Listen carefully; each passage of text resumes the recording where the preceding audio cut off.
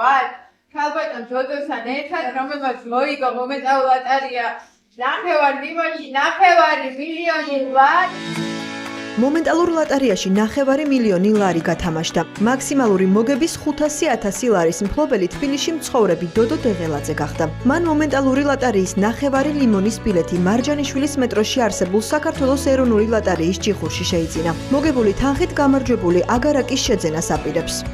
მარჯანიშვილის მეტროში ამოვედი, სახლში მივდიოდი, გავიარე ჯიხურთან და ვიყიდე ლოტარიის ბილეთი. გადავფრიკე და მოვიგე 500,000.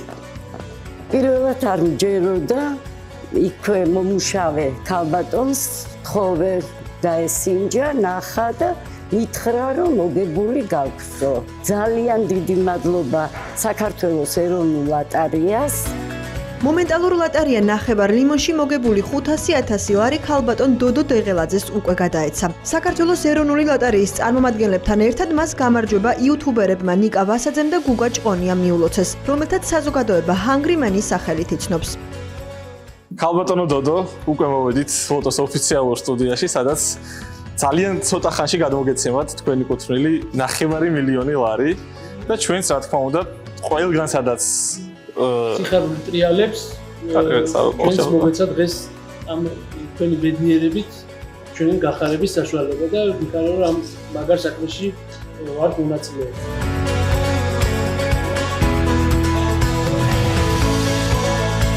11 თებერვალს ქალბატონი დოდო დეღელაძისთვის ნამდვილად იღბლიანი დღე აღმოჩნდა.